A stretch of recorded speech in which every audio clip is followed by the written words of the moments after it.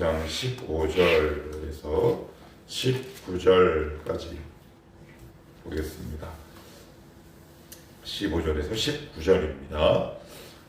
우리 한 절씩 같이 봅시다. 오늘은 몇 절 안 되니까 15절로부터 19절까지 한 목소리로 같이 읽겠습니다. 시작. 나아만이 모든 군대와 함께 하나님의 사람에게로 돌아와서 그의 앞에 서서 이르되 내가 이제 이스라엘 외에는 온 천하에 신이 없는 줄 아나이다. 청하건대 당신의 종에게서 예물을 받으소서 하니 이르되 내가 섬기는 여호와께서 살아계심을 두고 맹세하노니 내가 그 앞에서 받지 아니하리라 하였더라. 나아만이 받으라고 강권하되 그가 거절하니라. 나아만이 이르되 그러면 청하건대 노새 2마리의 실을 흙을 당신의 종에게 주소서. 이제부터는 종이 번제물과 다른 희생 제사를 여호와 외에 다른 신에게는 드리지 아니하고 다만 여호와께 드리겠나이다. 오직 한 가지 일이 있사오니 여호와께서 당신의 종을 용서하시기를 원하나이다. 곧 내 주인께서 림몬의 신당에 들어가 거기서 경배하며 그가 내 손을 의지하심에 내가 림몬의 신당에서 몸을 굽히오니 내가 림몬의 신당에서 몸을 굽힐 때 여호와께서 이 일에 대하여 당신의 종을 용서하시기를 원하나이다 하니 엘리사가 이르되 너는 평안히 가라 하니라. 그가 엘리사를 떠나 조금 가니라. 아멘. 아람 군대 장관 나아만이 나병, 성경에는 나병이라고 되어 있는데 어떤 번역에는 심한 피부병, 나병이 됐든 심한 피부병이 됐든 그 당시 강대국이었던 아람도 고치지 못할 병이었다면 되게 심각한 병이었겠죠. 근데 나았어요. 왜 났을까요? 왜 났을까요? 요단강에 몸을 7번 담갔죠. 아니요. 요단강에 무슨 능력이 있습니까? 요단강에 담그기로 마음을 먹은 그 순간 치유가 시작된 거 아닙니까? 하나님은 그 순간에 여러분들을 치유하십니다. 여러분 요단강에 무슨 능력이 있습니까? 엘리사가 무슨 능력이 있나요? 하나님 말씀, 그래. 이따가 말씀드리겠지만 그 말씀이 어느 날 내 안에 심령이 탁 하고 바뀌게 되면 맞아. 이렇게 살면 안 되는구나. 거룩한 기준점이 생기기 시작하죠. 그래서 이거 하나님의 말씀대로 살아야 되겠구나라는 그 결단과 결심이 생기는 그 순간 우리 가운데 이미 하나님의 은혜의 역사는 시작된 겁니다. 마음을 탁 먹는 순간 저는 그렇게 믿어요. 아마 나만의 나병이 그때부터 치유되기 아마 시작했을 겁니다. 요단강은 일종의 요식행위겠죠. 그죠? 담그나 담그지 않나 한번 확인하고자 하는 하나님의 말씀을 순종한 나아만에게, 그렇게 말씀을 따르기로 결단한 나아만에게 믿음이 좋아서 순종한 것이 아니라 뭐가 없었다? 선택지가 없었던 나아만에게, 말씀을 순종할 수밖에 없었던 나아만에게 결국 하나님의 치유가 시작되죠. 그랬더니 얼마나 놀랍고 감격적인 일입니까? 그랬더니 15절에 보시면 나아만이 모든 군대와 함께 하나님의 사람에게로 어떻게 해요? 돌아왔다. 그냥 가면 되잖아요. 더군다나 아람은 강대국인데 이 약소국 대형교회 목사도 아닐 거 아니에요. 집도 절도 제대로 없는 조그마한 목회자에 불과한 엘리사를 찾아가지요. 근데 여기 보시면 돌아왔다라는 말, 우리는 그냥 눈여겨보지 않고 스쳐 지나갈 수 있는데 히브리 그 본문 원어에 보면 되게 좀 의미 있는 단어를 사용합니다. 돌아오다라는 말에는 회개하다라는 단어가 숨겨져 있습니다. 원래 그런 뜻을 담고 있어요. 그러니까 돌아왔다라는 것은 엘리사의 관계가 나아만과 엘사의 관계가 계속 이어지는 거지요. 그러니까 나 치유함을 받았어 하고 그냥 이렇게 가버려요. 근데 나아만은 그렇게 하지 않은 거죠. 마음을 돌이키는 거예요. 그 치유의 역사가 일어나고요, 회개의 역사가 일어났죠. 더 나아가, 왜 우리 이런 경우 있잖아요. 하나님, 저에게 볼펜 주십시오. 예, 딱 감사합니다 하고 그냥 가버리죠. 그러니까 우리는 하나님을 찾는 목적이 볼펜이에요. 나만이 비록 자기의 나병을 치유하러 왔지만 그냥 나병을 치유를 목격하는 그 순간 그냥 가버리면 됩니다. 그죠? 돌아왔다라는 것은 뭐예요? 이제부터는 하나님과 관계 맺는 삶을 살겠다라는 거 아닙니까? 관계의 단절과 중단이 아니라 관계가 지속되고 이어지는 것을 상징하는 거겠죠. 그러니까 우리에게 시사하는 바가 있는 거예요. 하나님, 저도 이 문제가 해결되고 나서도 주님과의 관계가 지속적으로 이어지게 하옵소서. 사실 하나님께서 우리에게 어떤 문제를 허락하세요. 또 볼펜 이야기할게요. 볼펜을 막 주셨어요. 그 은혜가, 볼펜을 얻은 게 은혜가 아니라요, 그동안 하나님을 찾은 게 은혜라고요. 그게 진짜 믿음이에요. 그게 진짜 은혜입니다. 근데 우리는 자꾸 착각해요. 볼펜을 얻었네, 못 얻었네를 가지고 은혜를 받았네, 안 받았네를 판단하죠. 근데 나아만은 그러지 않아요. 돌아왔답니다. 너무 감사한 것도 있겠지. 그냥 갈 수도 있었다 없었다. 여러분 같으면 어떡하겠어요? 저 같으면 그냥 갑니다. 그냥 감사 표시라고 그냥 거기서 다시 와야 되잖아요. 나병 치유가 최종 목적이었지만 그 나병을 고침을 받고 나서 고향으로 돌아가지 않고 엘리사에게 온 건 하나님과 나만의 관계가 지속됨을 의미한다. 우리도 어떤 문제를 가지고 기도할 수 있지만 그 문제가 해결된 것도 응답이요, 해결된 것도 은혜지만 더 큰 은혜와 응답은 뭐다? 그 기간 하나님을 찾은 것. 그게 진짜 보석이라는 거예요. 거기서 우리의 영혼이 빚어지잖아요. 그죠? 예. 그리고 나서 뭐라고 고백하냐면 이렇게 고백합니다. 이스라엘 외에는 온 천하에 신이 없는 줄 아나이다. 그러니까 이스라엘의 하나님이 유일한 하나님이에요. 이거를 우리 기독교는 무슨 신론을 고수하나요? 유일 신론. 오늘 이 아침에 짧지만 제가 말씀을 좀 간략하게 딱 못 받고 싶은 건, 유일신은 이런 거예요. one of. 하나님이 잡신 가운데 힘이 세다가 결코 아니에요. 마귀는 하나님을 이 수준으로 전락시켜요. 꼭 기억하셔야 돼요. 유일신은 하나님 외에는 신이 없다라는 거예요. 나머지는 뭐예요? 잡신이 아니에요. 뭐라고요? 우상이래요. 제가 예를 한번 들어볼게요. 이게 조금 아침부터 더럽고 속상한 비유이긴 하지만 누군가 저를 보고 이렇게 얘기합니다. 야, 진성이는 바퀴벌레보다 힘이 세고 뛰어나. 그러면 여러분 잘 들어보세요. 바퀴벌레를 높이는 거예요? 아니면 저를 높이는 거예요? 바퀴벌레를 높이는 거예요. 그 문맥적 의미는 내가 바퀴벌레보다 뛰어나다는 거잖아요. 그런데 비교당하면 저는 굉장히 기분 나쁩니다. 아니, 비교의 대상이 바퀴벌레. 그러면 이건 어때요? 나는 강아지보다 훨씬 지능이 좋아. 기분 굉장히 나쁜 겁니다. 그럼 이건 어떻습니까? 진성이는 호랑이보다 훨씬 지능이 좋아. 굉장히 기분 나빠요.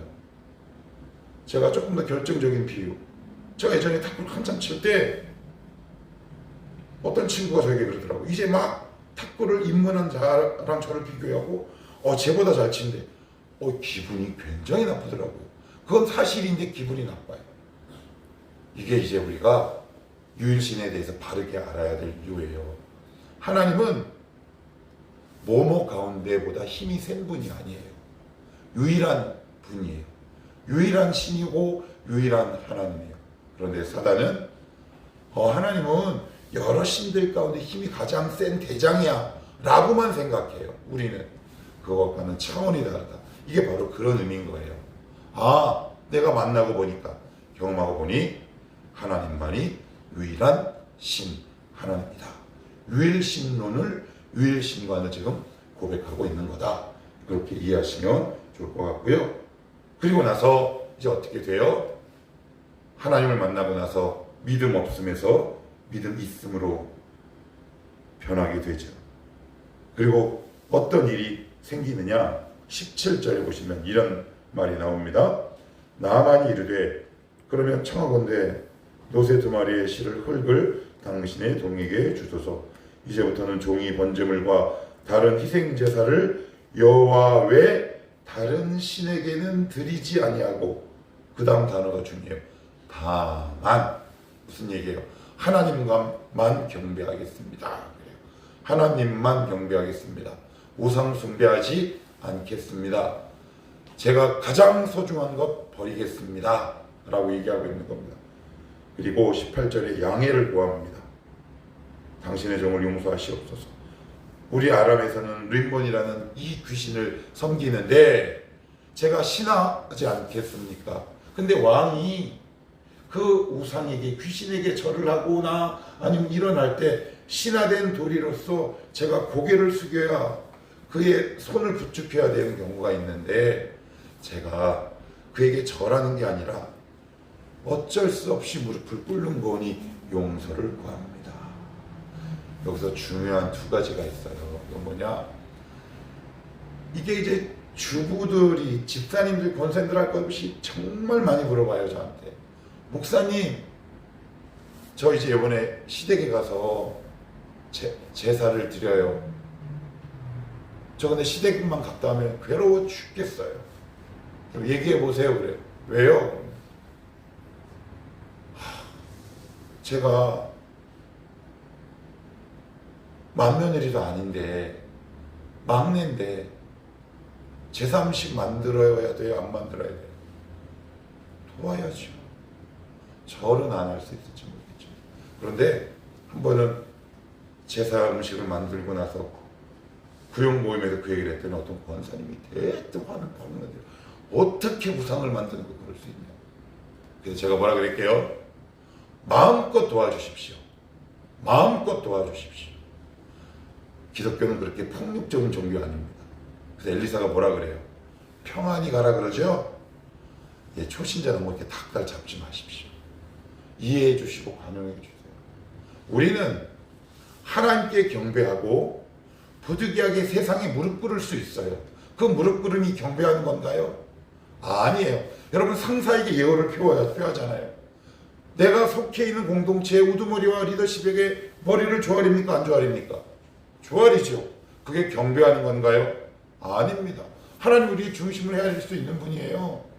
그래서 우리가 예를 들어 내가 제사를 주선한다든가 아니면 내가 막 절을 한다든가, 그건 우리가 금해야 하지만, 우리가 중심을 딱 갖고 집안의 화목과 오히려 믿음의 덕을 선전하고 선포하기 위해서 내가 그 제사 음식을 만드는 그 일에 적극적으로 돕는 것은, 나는 이렇게 얘기하고 싶어요. 또 다른 전도 전략이다. 그죠? 그러니까 그런 부분에 있어서 우리가 좀 유연하고 탄력적인 면을 유지할 필요가 있다. 그리고 마지막 3번째, 이게 뭐냐?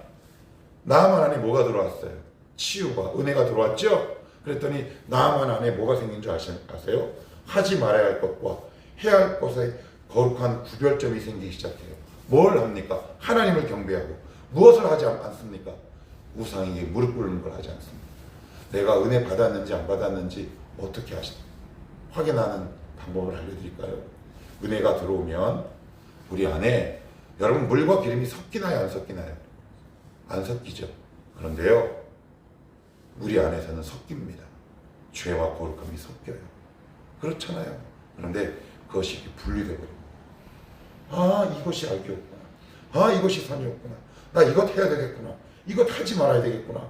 거룩한 기준점과 구별점이 생깁니다.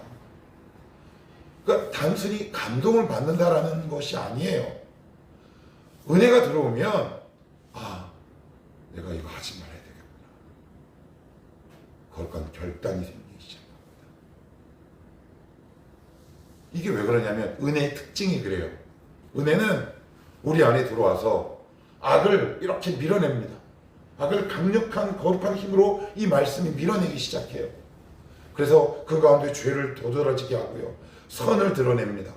그리고 거룩함과 선에 대한 열망이 생기기 시작해요. 그런데 내가 은혜 받았어? 아니, 그거 거짓말이라니까요. 그 은혜 받은 거 아니에요. 정말 은혜를 제대로 받으면요, 나만 장군 같은 이 역사가 일어나요. 아, 이거 하지 말아야 되겠는데. 그 안에 괴로움이 생길까요, 안 생길까요? 괴로움 생겨요. 은혜 받으면 괴로움이 생깁니다. 왜요? 내가 그동안 누렸던 일상에서 끊어내지 못했던 이 죄악들에 대한 도전장을 내미는 건데 당연히 괴로움이 있지요. 나만은 이게 생긴 겁니다. 얼마나 감사한지 몰라요. 저도 역시 그래요. 하나님께 가까이 가면 갈수록 이상하게 선과 악이 분리되고요. 거룩한 열망이 생겨요. 지난 주일에 우리 병진이랑 얘기하다가 제자훈련하다가 둘이 누가 먼저라 할 것도 없이 병진이가 먼저 얘기했나 보다. 그래서 목사님 저는 가끔 하다가 이런 상상을 한대요. 무슨 상상을 했더니 웃지는 마세요. 저도 그런 상상했으니까 만약에 누가 목에다 칼을 이렇게 탁 대고 너 예수 믿을 거야 안 믿을 거야 딱 그러면 너 예수 믿지 마 그러면 자기는 그래도 믿을 것 같아. 그랬더니 목사님도 혹시 그런 생각 해본 적이 당연히 있지. 그래서 제가 그런 말을 했어요. 병신아, 우리는 이제 예수를 안 믿기가 더 어려워. 여러분 어떠세요? 은혜를 받은 사람은 더 이상 예수님 안 믿기가 더 어렵습니다. 그게 은혜 아닙니까? 여러분 그게 은혜 아니에요. 그렇게 얘기를 나누는데 너무 감사한 거야. 내가 어떻게 하다가 이 모양이 됐지? 거룩한 모양이 됐지? 이제는 더 이상 예수를 안 믿기가 더 어려워질 정도로 내 믿음이 자랐지? 왜요? 은혜 받는 결과물입니다. 내가 말씀을 받은 그 결과예요. 여러분 은혜 받으셨습니까? 그러면 해야 할 것과 하지 말아야 할 것, 거룩한 기준점이 생기고 물과 기름이 섞일 수 없듯이 여러분 죄와 거룩이 섞일 수 있습니까? 바알세불과 하나님의 영이 섞일 수 있겠습니까? 이게 분리되기 시작하죠. 그것들을 밀어내는 힘들이 생기기 시작합니다. 그것이 무엇을 받았을 때, 은혜 받았을 때, 무엇이 들어올 때, 하나님의 말씀이 들어올 때, 오늘도 이런 나만의 거룩한 결단을 하며 살아가십시다가 아니라 하나님, 나만의 은혜가 저에게 있게 하옵소서. 말씀이 들어오게 하옵소서. 이 말씀이 죄를 저항하고 죄를 밀어내고 하나님이 하라고 하는 것을 하는 거룩한 마음, 하나님이 싫어하는 것을 밀어내는 죄에 대한 저항감, 이것이 내 안에 자연스럽게 있게 하옵소서. 이것이 성도의 삶일 겁니다. 오늘도 이 아름다운 삶으로 주님과 함께 동행하는 믿음의 삶, 거룩한 날이 될 수 있기를 주님의 이름으로 축복합니다. 기도합시다.